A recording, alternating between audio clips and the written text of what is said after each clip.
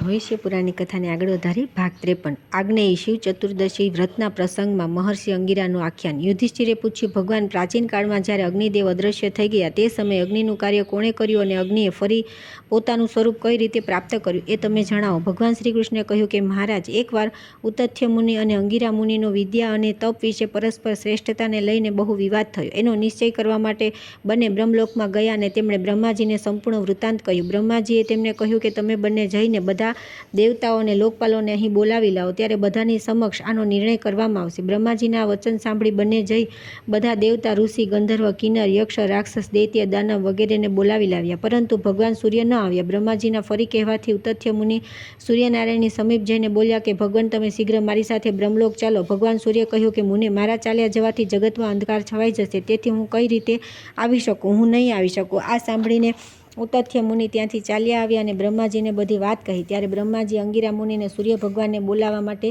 કહ્યું. અંગિરા મુનિ બ્રહ્માજીની આજ્ઞા મળતા સૂર્યનારાયણની સમીપ ગયા અને તેમને બ્રહ્મલોક આવવા કહ્યું. સૂર્યનારાયણે તે જ ઉત્તર તેમને પણ આપ્યો. ત્યારે અંગિરાએ કહ્યું કે પ્રભુ, તમે બ્રહ્મલોક જાઓ, હું અહીં રહીને પ્રકાશ કરીશ. આ સાંભળીને સૂર્યનારાયણ તો બ્રહ્માજી પાસે ચાલ્યા ગયા અને અંગિરા પ્રચંડ તેજથી તપવા લાગ્યા. અહીં ભગવાન સૂર્ય બ્રહ્માજીને પૂછ્યું કે બ્રહ્મણ, તમે ક્યાં નિમિત્તે મને અહીં બોલાવ્યો છે? બ્રહ્માજીએ કહ્યું કે દેવ, તમે તરત જ પોતાના સ્થાન પર જાઓ, નહીં તો અંગિરા મુનિ સંપૂર્ણ બ્રહ્માંડને બાળી નાખશે. જુઓ, તેમના તાપથી બધા લોકો બળી રહ્યા છે. ત્યાં જઈને સુધી તેઓ સર્વ કંઈ ભસ્મ કરી ન દે તેની પહેલાં તમે સ્વસ્થાને પ્રતિષ્ઠિત થઈ જાઓ. આ સાંભળીને તરત જ સૂર્ય ભગવાન પોતાના સ્થાન પર પાછા આવી ગયા અને તેમણે અંગિરા મુનિની સ્તુતિ કરીને તેમને વિદાય કર્યા. અંગિરા મુનિ ફરી દેવતાઓ પાસે આવ્યા. દેવતાઓએ અંગિરા મુનિની સ્તુતિ કરી અને કહ્યું કે ભગવાન, જ્યાં સુધી અમે અગ્નિને શોધીએ ત્યાં સુધી અગ્નિના બધા કામ તમે કરો. દેવતાઓનું આવું વચન સાંભળીને મહર્ષિ અંગિરા અગ્નિરૂપમાં દેવ કાર્યાદિને સંપન્ન કરવા લાગ્યા.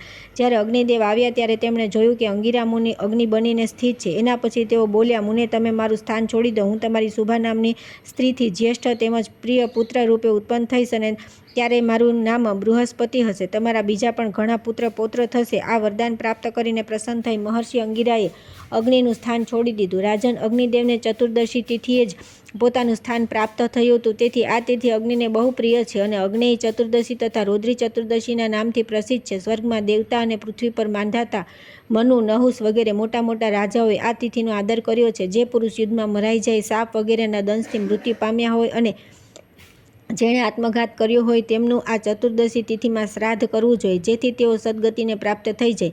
આ તિથિના વ્રતનું વિધાન આ પ્રમાણે છે. ચતુર્દશી ઉપવાસ કરવો અને ગંધ, પુષ્પ, ધૂપ, દીપ, નૈવેદ્ય વગેરેથી ત્રિલોચન સદાશિવનું પૂજન કરવું. રાત્રે જાગરણ કરવું. રાત્રે પંચગવ્યનું પ્રાશન કરી જમીન પર સૂઈ જવું. તેલ, ક્ષાર વિનાના સામાનું ભોજન કરવું.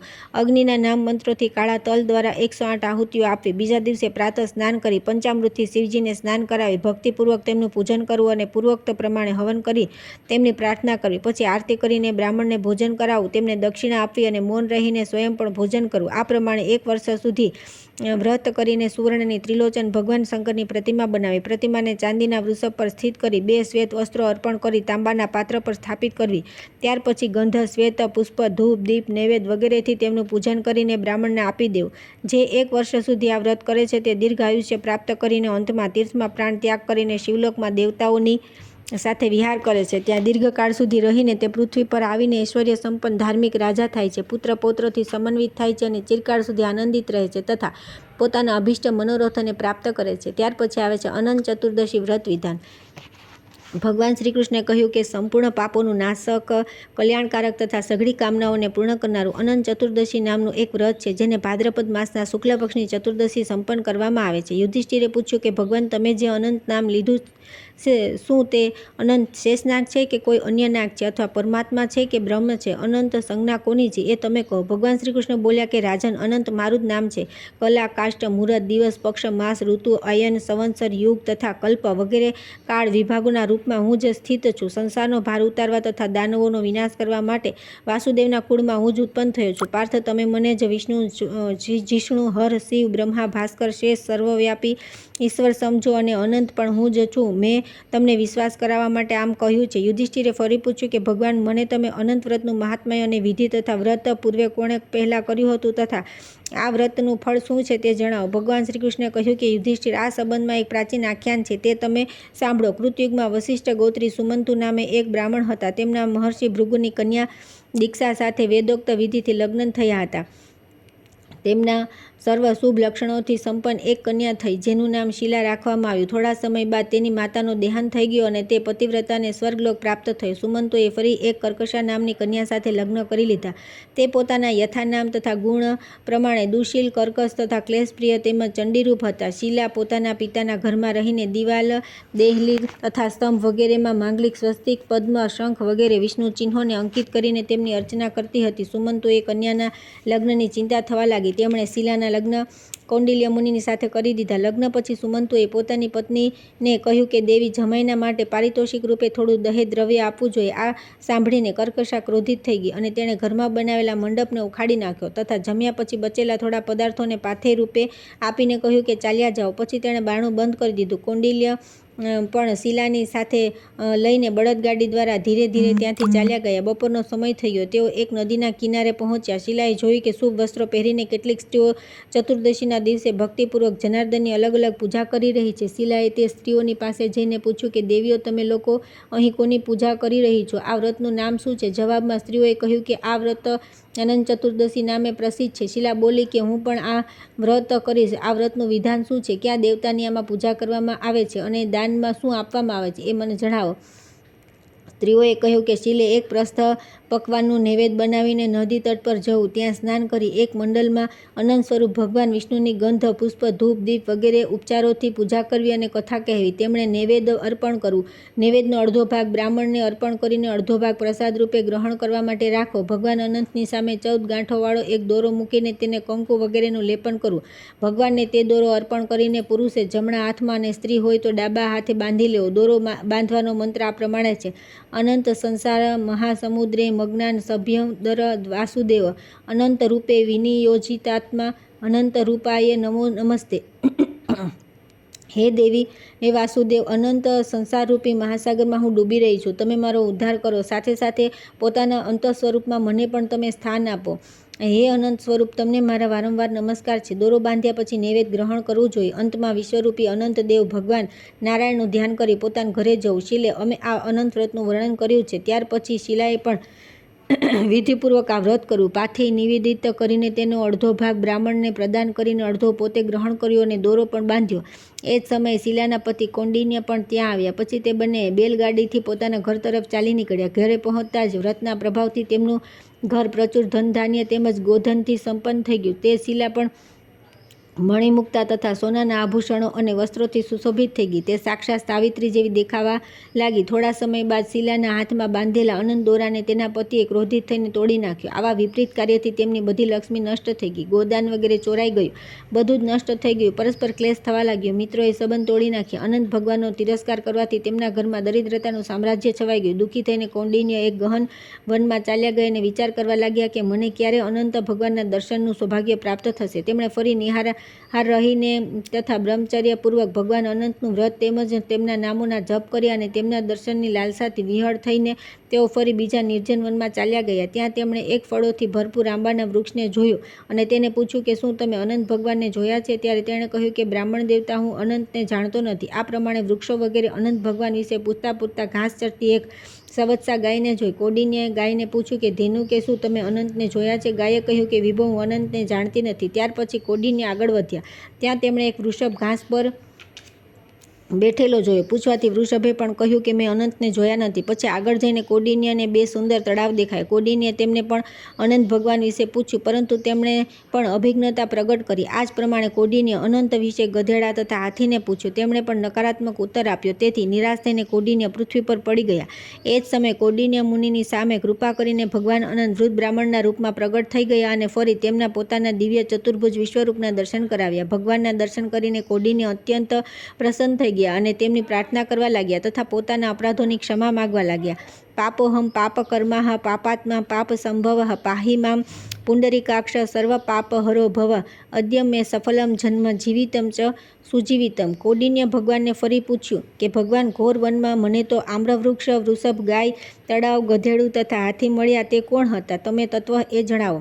ભગવાન બોલ્યા કે દ્વિજ, તમે તે આમ્રવૃક્ષ પૂર્વજન્મમાં એક વેદજ્ઞ વિદ્વાન બ્રાહ્મણ હતા, પરંતુ તેને પોતાની વિદ્યાનું બહુ અભિમાન હતું. તેણે શિષ્યોને વિદ્યાદાન ન કહ્યું, તેથી તે વૃક્ષ યોનિને પ્રાપ્ત થયો. જે ગાયને તમે જોઈ તે ઉસળ ભૂમિ હતી, તે ભૂમિ સર્વથા નિષ્ફળ હતી, તેથી તે ગાય બની. વૃષભ સત્ય ધર્મનો આશ્રય ગ્રહણ કરીને ધર્મ સ્વરૂપ જ હતો. તે 2 તળાવો, ધર્મ અને અધર્મની વ્યવસ્થા કરનારી 2 બ્રાહ્મણીઓ હતી. તે પરસ્પર બહેનો હતી, પરંતુ ધર્મ અધર્મ વિશે તે બંનેમાં પરસ્પર વિવાદ થતો રહેતો હતો. તેમણે કોઈ બ્રાહ્મણ અતિથિ અથવા ભૂખ્યાને દાન પણ આપ્યું નહીં. એ કારણે તે બંને બહેનો પુષ્કરિણી થઈ. અહીં પણ લહેરોના રૂપમાં તેમનો આપસમાં સંઘર્ષ થતો રહે છે. જે ગધેડાને તમે જોયો તે પૂર્વજન્મમાં મહાન ક્રોધી વ્યક્તિ હતો અને હાથી પૂર્વજન્મમાં ધર્મદૂષક હતો. તે વિપ્ર તમને બધી વાતો કહી દીધી. હવે તમે પોતાને ઘરે જઈ અનંત વ્રત કરો, ત્યારે હું તમને ઉત્તમ નક્ષત્રનું પદ પ્રદાન કરીશ. તમે સ્વયં સંસારમાં પુત્ર, પૌત્રો તેમજ સુખ પ્રાપ્ત કરીને અંતમાં મોક્ષ પ્રાપ્ત કરશો. આવું વરદાન આપીને ભગવાન અંતર્ધ્યાન થઈ ગયા. કૌંડિન્યે પણ ઘેર આવીને ભક્તિપૂર્વક અનંત વ્રતનું પાલન કર્યું અને પોતાની પત્ની શીલાની સાથે તે ધર્માત્મા ઉત્તમ સુખ પ્રાપ્ત કરી અંતમાં સ્વર્ગમાં પુનર્વસુ નામે નક્ષત્ર રૂપે પ્રતિષ્ઠિત થયા. જે વ્યક્તિ આ વ્રત કરે છે કે આ કથા સાંભળે છે તે પણ ભગવાનના સ્વરૂપમાં મળી જાય છે. ત્યાર પછી આવે છે સ્વર્ણિકા વ્રત કથા તથા વ્રત વિધાન. રાજા યુધિષ્ઠિરે પૂછ્યું કે ભગવાન, સંસારમાં શ્રાવણી નામની જે દેવીઓનું નામ સાંભળવામાં આવે છે તે કોણ છે અને તેમનો શું ધર્મ છે તથા તે શું કરે છે, એ તમે બતાવવાની કૃપા કરો. ભગવાન શ્રી કૃષ્ણે કહ્યું કે પાંડવ શ્રેષ્ઠ, બ્રહ્માજીએ આ શ્રાવણી દેવીઓની રચના કરી છે. સંસારમાં મનુષ્ય જે કંઈ શુભ કે અશુભ કર્મ કરે છે તે શ્રાવણી દેવીએ તે વિષયની સૂચના શીઘ્ર બ્રહ્માને શ્રવણ કરાવે છે, તેથી એમને શ્રાવણી કહેવામાં આવે છે. સંસારના પ્રાણીઓનું નિયમન કરવાને કારણે તે પૂજ્ય છે. તેઓ દૂરથી જાણી સાંભળી જોઈ લે છે. કોઈ પણ એવું કર્મ નથી જે એમનાથી અદ્રશ્ય હોય. એમનામાં એવી વિલક્ષણ શક્તિ છે જે તર્ક, હેતુ વગેરે અગમ્ય છે. જે પ્રમાણે દેવતા, વિદ્યાધર, સિદ્ધ, ગંધર્વ, કિમપુરુષ વગેરે પૂજ્ય તથા પુણ્યપ્રદ છે, એ જ પ્રમાણે આ શ્રાવણી દેવી પણ વંદનીય તથા પુણ્યમયી છે. સ્ત્રી પુરુષોએ એમની પ્રસન્નતા માટે વ્રત કરવું જોઈએ તથા જળ, ચંદન, પુષ્પ, ધૂપ, પકવાન વગેરેથી એમની પૂજા કરવી જોઈએ અને સ્ત્રીઓ તથા પુરુષોને ભોજન કરાવીને વ્રતના પારણા કરવા જોઈએ. આમનું વ્રત ન કરવાથી મૃત્યુ કષ્ટ થાય છે અને યમ યાતના સહન કરવી પડે છે. રાજન, આ વિષયમાં તમને એક આખ્યાન સંભળાવું. પ્રાચીન કાળમાં નહુષ નામના એક રાજા હતા. તેમની રાણીનું નામ જયશ્રી હતું. તે અત્યંત સુંદર, શીલવતી તથા પતિવ્રતા હતી. એકવાર ગંગામાં સ્નાન કરી તે મહર્ષિ વશિષ્ઠની સમીપ આશ્રમમાં ગઈ. ત્યાં તેણે જોયું કે માતા અરુંધતી મુનિપત્નીઓ એ વિવિધ પ્રકારનું ભોજન કરાવી રહ્યા છે. જયશ્રીએ તેમને પ્રણામ કરી પૂછ્યું કે ભગવતી, તમે આ ક્યું વ્રત કરી રહ્યા છો? અરુંધતીએ કહ્યું કે દેવી, હું શ્રવણિકા વ્રત કરી રહી છું. આ વ્રત મને મહર્ષિ વશિષ્ઠજીએ બતાવ્યું છે. આ વ્રત અત્યંત ગુપ્ત અને બ્રહ્મર્ષિઓને સર્વસ્વ છે તથા કન્યાઓના માટે શ્રેષ્ઠ તથા ઉત્તમ પતિ પ્રદાન કરનારું છે. તમે અહીં રોકાઓ, હું તમારું આતિથ્ય કરીશ. અને તેમણે એવું જ કર્યું. ત્યાર પછી જયશ્રી પોતાના નગરમાં ચાલી ગઈ. થોડા સમય પછી એ વ્રતને અરુંધતીઓને ભોજનને ભૂલી ગઈ. સમય આવે જ્યારે તે મહાસતી મરણાસન થઈ તો તેના ગળામાં ઘરઘરાટ થવા લાગ્યો, રૂઠ કંઠ રૂંધાઈ ગયો, મુખમાંથી ફીણ અને લાળ ટપકવા લાગ્યા. આ પ્રમાણે દારૂણ કષ્ટ ભોગવતા તેને 15 દિવસ વ્યતીત થઈ ગયા. તેનું મોઢું જોવાથી ભય લાગતો હતો. 16મા દિવસે અરુંધતી જયશ્રીના ઘરે આવી અને તેને કષ્ટપ્રદ સ્થિતિમાં તેમણે જોઈ. ત્યારે અરુંધતીએ રાજા નહુષને શ્રવણિકા વ્રત વિશે બતાવ્યું. રાજા નહુષે પણ દેવી અરુંધતીના નિર્દેશાનુસાર જયશ્રીના નિમિત્તે તત્કાળ શ્રવણિકા વ્રતનું આયોજન કર્યું. તે વ્રતના પ્રભાવથી જયશ્રીએ સુખપૂર્વક દેહ ત્યાગ કર્યો અને ઇન્દ્રલોકને પ્રાપ્ત થયા. શ્રી કૃષ્ણે ફરી કહ્યું કે રાજન, માર્ગશીર્ષ કાર્તિક સુધી 12 મહિનાની ચતુર્દશી અથવા અષ્ટમી તિથિઓમાં ભક્તિપૂર્વક આ વ્રત કરવું જોઈએ. પ્રાતઃકાળે નદીમાં વગેરેમાં સ્નાન કરીને પવિત્ર થઈ શ્રેષ્ઠ 12 બ્રાહ્મણ દંપતીઓને અથવા પોતાના ગોત્રના 12 દંપતીઓને બોલાવીને ગંધ, પુષ્પ, રોચન, વસ્ત્ર, અલંકાર, સિંદૂર વગેરેથી તેમનું ભક્તિપૂર્વક પૂજન કરવું. સુંદર, સુડોળ, છિદ્ર વિનાના જળથી ભરેલા સૂત્ર બાંધીને તથા પુષ્પમાળા વગેરેથી વિભૂષિત સ્વર્ણયુક્ત 12 વર્ધનીઓને બ્રાહ્મણીઓની સામે અલગ અલગ મૂકવા. તેમનામાંથી મધ્યની એક વર્ધની ઉપાડીને પોતાના માથે મૂકવી અને તે બ્રાહ્મણીઓને બાલ્યાવસ્થા, કુમારાવસ્થા તથા વૃદ્ધાવસ્થામાં કરેલા પાપોના વિનાશ, સુખપૂર્વક મૃત્યુ પ્રાપ્તિ તેમજ સંસાર સાગરથી પાર થવા અને ભગવાનના પરમપદને પ્રાપ્ત કરવા માટે પ્રાર્થના કરવી. તે બ્રાહ્મણીઓ પણ કહે કે એવું જ થાઓ.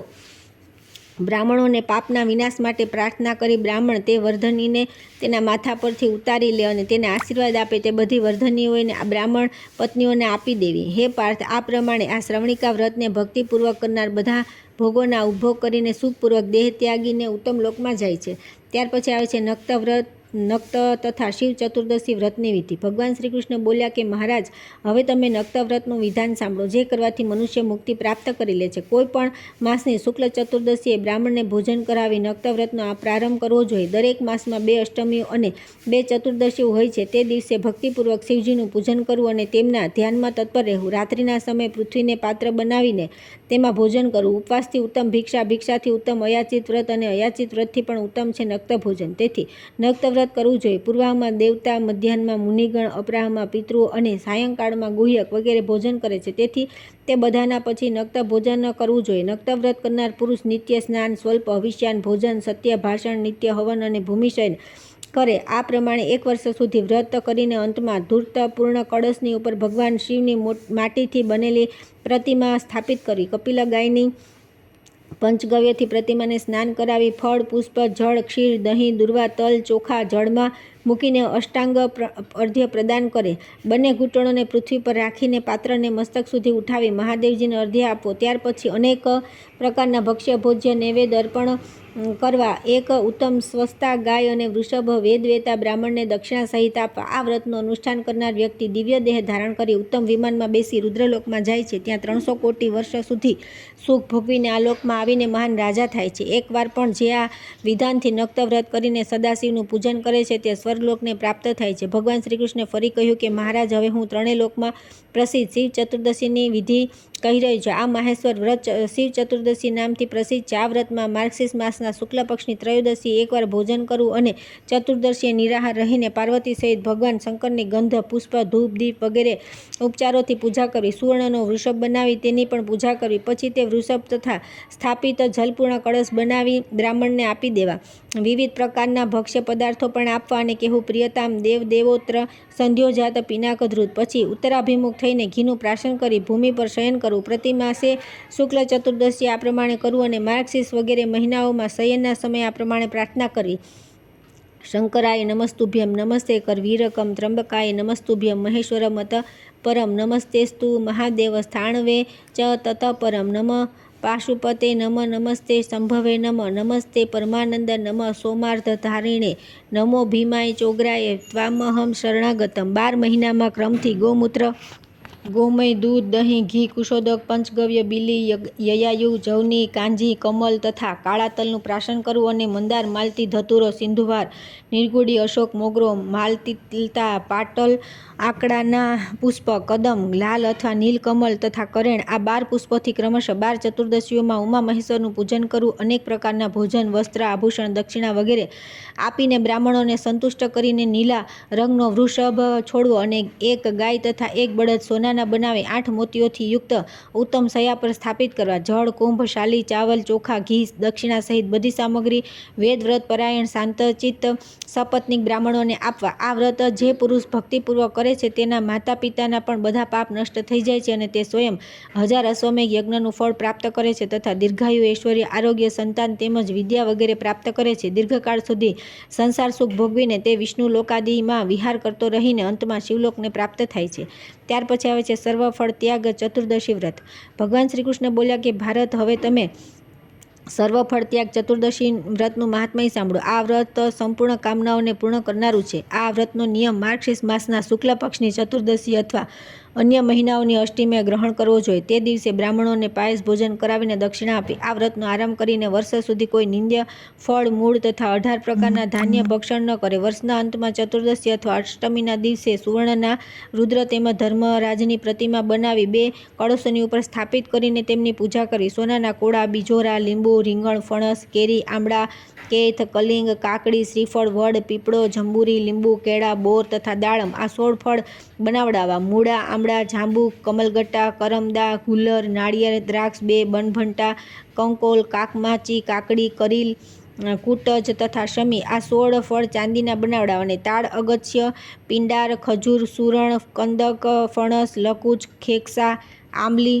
ચિત્રાવલી, કુટશાલ્મિલિકા, મહુડો, કારેલી, વલ્લી તથા ગુદ પટલક, આ 16 ફળ તાંબાના બનાવવા. આ ફળોને વ્રત પૂરું થતાં સુધી ભક્ષણ કરવું નહીં, અર્થાત આ ફળોનો ત્યાગનો સંકલ્પ કરવો. વ્રતની સમાપ્તિ થાય ત્યારે ધર્મરાજ તથા રુદ્રની પ્રતિમા તથા સોનું, ચાંદી તથા તાંબાથી બનાવેલ આ ફળોને વેદજ્ઞ, શાંત, સપત્નીક બ્રાહ્મણને ભગવાનની પ્રસન્નતા માટે પ્રાર્થનાપૂર્વક દાન કરી દેવા. બધા ઉપકરણો સહિત ઉત્તમ શય્યાભૂષણ, દક્ષિણા પણ બ્રાહ્મણને આપીને યથાશક્તિ બ્રાહ્મણ ભોજન કરાવવું. પોતે પણ તેલ અને મીઠા રહિત ભોજન કરવું. જો બધા ફળોને ન ત્યાગી શકાય તો એક જ ફળનો ત્યાગ કરવો અને તે ફળ સોના, ચાંદી કે તાંબાનું બનાવીને બ્રાહ્મણને આપવું. તે ફળોમાં જેટલા પરમાણુ હોય તેટલા હજારો યુગ વર્ષો સુધી આ વ્રત કરનાર વ્યક્તિ રુદ્રલોકમાં પૂજિત થાય છે. સ્ત્રીઓએ પણ આ વ્રત કરવું જોઈએ. આ વ્રત કરનારાઓને કોઈ જન્મમાં ઈષ્ટનો વિયોગ થતો નથી અને અંતમાં તે સ્વર્ગમાં નિવાસ કરે છે. ત્યાર પછી આવે છે પૂર્ણમાસી વ્રત વિધાન તથા અમાવસ્યામાં શ્રાદ્ધ તર્પણનો મહિમા. ભગવાન શ્રી કૃષ્ણ કહે છે કે હે રાજન, પૂર્ણમાં ચંદ્રમાની પ્રિય તિથિ છે, કેમ કે આ દિવસે ચંદ્રમા 16 કળાઓથી પરિપૂર્ણ હોય છે, તેથી આ પૂર્ણમાસી કહેવાય છે. આ તિથિએ ચંદ્રમા તારાથી બુધ નામના પુત્રને પ્રાપ્ત કરીને અત્યંત પ્રસન્ન થયા હતા. આ પૂર્ણમાસી તિથિ બધા મનોરથને પૂર્ણ કરનારી ચંદ્રમાએ સ્વયં કહ્યું છે કે જે આ પૂર્ણમા તિથિએ ભક્તિપૂર્વક વિધિવત મારી પૂજા કરશે, હું પ્રસન્ન થઈને તેની સંપૂર્ણ કામનાઓને પૂરી કરી દઈશ. વ્રતીએ પૂર્ણિમાના દિવસે પ્રાતઃકાળે નદી વગેરેમાં સ્નાન કરી દેવતા અને પિતૃઓનું તર્પણ કરવું જોઈએ. ત્યાર પછી ઘેર આવીને એક મંડલ બનાવવું અને તેમાં નક્ષત્રો સહિત ચંદ્રમાને અંકિત કરીને શ્વેત ગંધ, અક્ષત, શ્વેત પુષ્પ, ધૂપ, દીપ, ઘીમાં બનાવેલું નૈવેદ્ય તથા શ્વેત વસ્ત્ર વગેરે ઉપચારોથી ચંદ્રમાનું પૂજન કરી તેમની ક્ષમા પ્રાર્થના કરવી. તેમજ સાયંકાળે આ મંત્રથી ચંદ્રમાને અર્ધ્ય પ્રદાન કરે. વસંત બાંધવ વિભો શીતાંશો સ્વસ્તિ ન કુરુ ગગન આર્ણવ માણિક્ય ચંદ્ર દક્ષિણાયણીપ્યતે. પછી રાત્રે મૌન રાખી શાક અને તીનીના ચોખાનું ભોજન કરવું. પ્રત્યેક માસની પૂર્ણિમાએ આ જ પ્રમાણે ઉપવાસ કરી ચંદ્રમાની પૂજા કરવી જોઈએ. જો કૃષ્ણ પક્ષની અમાવસ્યાએ કોઈ શ્રદ્ધાળુ વ્યક્તિ ચંદ્રમાની પૂજા કરવા ઈચ્છે તો તેના માટે પણ આ જ વિધિ છે. આનાથી બધા અભિષ્ટ સુખ પ્રાપ્ત થાય છે. અમાવસ્યા તિથિ પિતૃઓને બહુ પ્રિય છે. આ દિવસે દાન તથા તર્પણ વગેરે કરવાથી પિતરો તૃપ્ત થાય છે. જે અમાવસ્યાએ ઉપવાસ કરે છે અને તેને અક્ષયવટની નીચે શ્રાદ્ધ કરવાનું ફળ પ્રાપ્ત થાય છે. આ અક્ષયવટમાં પિતરોના ઉદ્દેશ્યથી શ્રાદ્ધ વગેરે ક્રિયા કરે છે તે પુણ્યાત્મા પોતાની 21 પેઢીઓને ઉદ્ધાર કરી દે છે. આ પ્રમાણે 1 વર્ષ પર્યંત પૂર્ણિમા વ્રત કરીને નક્ષત્ર સહિત ચંદ્રમાની સોનાની પ્રતિમા બનાવી વસ્ત્રાભૂષણ વગેરેથી તેનું પૂજન કરીને બ્રાહ્મણને દાન કરી દેવી. વ્રતી જો આ વ્રત નિરંતર ન કરી શકે તો એક પક્ષના વ્રત કરીને ઉદ્યાપન કરે. પાર્થ, પૂર્ણમાસી વ્રત કરનાર વ્યક્તિ સઘળા પાપોથી મુક્ત થઈને ચંદ્રમાની જેમ સુશોભિત થાય છે અને પુત્ર, પૌત્ર, ધન, આરોગ્ય વગેરે પ્રાપ્ત કરી દીર્ઘકાળ સુધી સુખ ભોગવીને અંત સમયમાં પ્રયાગમાં પ્રાણ ત્યાગ કરીને વિષ્ણુલોકમાં જાય છે. જે પુરુષ પૂર્ણિમાએ ચંદ્રમાનું પૂજન અને અમાવસ્યાએ પિતૃતર્પણ, પિંડદાન વગેરે કરે છે તે કદી ધન, ધાન્ય, સંતાન વગેરેથી ચ્યુત થતા નથી. ત્યાર પછી આવે છે વૈશાખી, કાર્તિકી અને માઘી પૂર્ણિમાની વિધિ. રાજા યુધિષ્ઠિરે પૂછ્યું કે ભગવાન, સંવત્સરમાં કઈ કઈ તિથિઓ સ્નાન, દાન વગેરેમાં અધિક પુણ્યપ્રદ છે તેનું તમે વર્ણન કરો. ભગવાન શ્રી કૃષ્ણ બોલ્યા કે મહારાજ, વૈશાખ, કાર્તિક અને માઘમાં આ 3 મહિનાઓની પૂર્ણિમાઓ સદા દાન માટે વગેરે માટે બહુ શ્રેષ્ઠ છે. આ તિથિઓમાં સ્નાન, દાન વગેરે અવશ્ય કરવા જોઈએ. આ તિથિઓમાં તીર્થોમાં સ્નાન કરવાનું અને યથાશક્તિ દાન આપવું. વૈશાખી ઉજ્જૈનીમાં, કાર્તિકી પુષ્કરમાં અને માઘીએ વારાણસીમાં સ્નાન કરવું જોઈએ. આ દિવસે જે પિતૃઓ તર્પણ કરે છે તે અનંત ફળ આપે છે અને પિતૃઓનો ઉદ્ધાર કરે છે. વૈશાખ પૂર્ણિમાએ અન્ન, સુવર્ણ, વસ્ત્ર સહિત જળ, પૂર્ણ કળશ બ્રાહ્મણને દાન કરવાથી વ્રતી સર્વથા શોકમુક્ત થઈ જાય છે. આ વ્રતમાં સુંદર મધુર ભોજનથી પરિપૂર્ણ પાત્ર, ગાય, ભૂમિ, સુવર્ણ તથા વસ્ત્ર વગેરેનું દાન કરવું જોઈએ. માઘ પૂર્ણિમાએ દેવતા અને પિતૃઓનું તર્પણ કરીને સુવર્ણ સહિત તલપાત્ર, કામળી રૂના વસ્ત્રો, કપાસ, રત્ન વગેરે બ્રાહ્મણને આપવું. કાર્તિક પૂર્ણિમાએ વત્સોત્સર્ગ વગેરે કરે ભગવાન વિષ્ણુનું પૂજન આરતી કરવા. હાથી, ઘોડા, રથ અને ધ્રુતધેનુ વગેરે 10 ધેનુઓનું દાન કરવું અને કેળા, ખજૂર, નાળિયેર, દાડમ, સંતરા, કાકડી, રીંગણ, કારેલા, કોળું વગેરે ફળોનું દાન કરવું. આ પુણ્ય તિથિઓમાં જે સ્નાન, દાન વગેરે કરતા નથી તે જન્માંતરમાં રોગી અને દરિદ્ર થાય છે. બ્રાહ્મણોને દાન આપવાનું તો ફળ છે જ, પરંતુ બહેન, ભાણજ, કોઈ ફોઈ વગેરેને તથા દરિદ્ર બંધુઓને પણ દાન આપવાથી બહુ પુણ્ય થાય છે. મિત્ર, કુલીન વ્યક્તિ, વિપત્તિથી પીડિત વ્યક્તિ, દરેક દરિદ્ર અને આશાથી આવેલા અતિથિને દાન આપવાથી સ્વર્ગની પ્રાપ્તિ થાય છે. રાજન, સીતા અને લક્ષ્મણ સહિત રામચંદ્રજી જ્યારે વનમાં ચાલ્યા ગયા તે સમયે ભરતજી પોતાના મોસાળમાં હતા. આ બાજુ લોકોએ માતા કૌશલ્યાને તેમના વિશે સંશકિત કરી દીધા. રામના વનવાસમાં મુખ્ય કારણ ભરત છે. પછી જ્યારે તેઓ મોસાળથી પાછા આવ્યા અને તેમને બધી વાતની ખબર પડી ત્યારે તેમણે માતાને અનેક પ્રકારે સમજાવીને સોગંદ પર લીધા, પરંતુ માતાને વિશ્વાસ ન થયો. ત્યારે ભરતે કહ્યું કે માં, ભગવાન રામના વનગમનમાં જો મારી સંમતિ હોય તો દેવતાઓ દ્વારા પૂજિત તથા અનેક પુણ્યોને પ્રદાન કરનારી વૈશાખ, કાર્તિકી અને માઘની પુણ્યમાઓ મારા સ્નાન દાન વિના જ વ્યતીત થાય અને મને નિમ્ન ગતિ પ્રાપ્ત થાય. આ મહાન શપથને સાંભળતા જ માતાને વિશ્વાસ થઈ ગયો અને તેમણે ભરતને પોતાના ખોળામાં લઈ લીધા અને અનેક પ્રકારે આશ્વસ્ત કર્યા. મહારાજ, આ ત્રણેય તિથિઓનું સંપૂર્ણ મહાત્મ્ય કોણ વર્ણવી શકે? મેં સંક્ષેપમાં કહ્યું છે. આ ત્રણેય તિથિઓ અન્ન, જળ, વસ્ત્ર, સુવર્ણ પાત્ર, છત્ર વગેરે દાન કરનારા પુરુષ ઇન્દ્રલોકને પ્રાપ્ત કરે છે. ત્યાર પછી આવે છે યુગાદી તિથિઓની વિધિ. રાજા યુધિષ્ઠિરે પૂછ્યું કે ભગવાન, તમે તે તિથિઓનું વર્ણન કરો જેમાં સ્વલ્પ પણ કરેલું સ્નાન, દાન, જપ વગેરે પુણ્યકર્મ અક્ષય થઈ જાય અને મહાન ધર્મ તથા શુભ ફળની પ્રાપ્તિ થાય. ભગવાન શ્રી કૃષ્ણ બોલ્યા કે મહારાજ, હું તમને અત્યંત રહસ્યની વાત કહું છું જે આજે સુધી મેં કોઈને કહી નથી. વૈશાખ માસના શુક્લ પક્ષની તૃતીયા, કાર્તકની માસની શુક્લ પક્ષની નવમી, ભાદ્રપદ માસની કૃષ્ણ પક્ષની ત્રયોદશી અને માઘની પૂર્ણિમા આ ચારેય યુગાદી તિથિઓ છે. અર્થાત આ તિથિઓમાં ક્રમશઃ સત્ય, ત્રેતા, દ્વાપર તથા કલી ચારેય યુગનો આરંભ થયો છે. આ તિથિઓએ ઉપવાસ, દાન, જપ, તપ, હોમ વગેરે કરવાથી કોટિગણું પુણ્ય પ્રાપ્ત થાય છે. વૈશાખ શુક્લ તૃતીયે ગંધ, પુષ્પ, ધૂપ, દીપ, નૈવેદ્ય, વસ્ત્રાભૂષણ વગેરેથી લક્ષ્મી સહિત નારાયણનું પૂજન કરી સંવત્સલા, લવણ, ધીનુનું દાન આપવું જોઈએ. કાર્તિક માસના શુક્લ પક્ષની નવમી એ નદી, તળાવ વગેરેમાં સ્નાન કરી પુષ્પ, ધૂપ, નૈવેદ્ય વગેરે ઉપચારોથી ઉમા સહિત નીલકંઠ ભગવાન શંકરની પૂજા કરીને તલ, ધેનુનું દાન કરવું જોઈએ. ભાદ્રપદ કૃષ્ણ ત્રયોદશી પિતૃતર્પણ કરીને મધ અને ઘી મિશ્રિત અનેક પ્રકારના પકવાનોથી બ્રાહ્મણ ભોજન કરાવવું તથા દૂધ આપનારી સુંદર સુપુષ્ટ સંવત્સા પ્રત્યક્ષ ગાય બ્રાહ્મણોને દાન કરવી જોઈએ. માઘ પૂર્ણિમાએ ગાયત્રી સહિત બ્રહ્માજીનું પૂજન કરી સુવર્ણ વસ્ત્ર, અનેક પ્રકારના ફળો સહિત નવનીત ધીનુનું દાન કરવું જોઈએ. રાજન, આ પ્રમાણે દાન કરનારાઓને ત્રણેય લોકમાં કોઈ વસ્તુનો અભાવ થતો નથી. આ યુગાદી તિથિઓમાં જે દાન આપવામાં આવે છે તે અક્ષય થઈ જાય છે. નિર્ધન હોય તો થોડું દાન કરે તો પણ અનંત ફળ મળે છે. ધન હોય તે પ્રમાણે શૈયા, આસન, છત્રી, પગરખા, વસ્ત્ર, સોનું, ભોજન વગેરે બ્રાહ્મણોને આપવું જોઈએ. આ તિથિઓમાં યથાશક્તિ બ્રાહ્મણોને ભોજન પણ કરાવવું. પછી પ્રસન્ન મનથી બંધુ બાંધવોની સાથે મૌન રહીને સ્વયં પણ ભોજન કરે. યુગાદી તિથિઓમાં દાન, પૂજન વગેરે કરવાથી કાયિક, વાચિક અને માનસિક બધી પ્રકારના પાપ નષ્ટ થઈ જાય છે અને દાતા સ્વર્ગને પ્રાપ્ત કરે છે.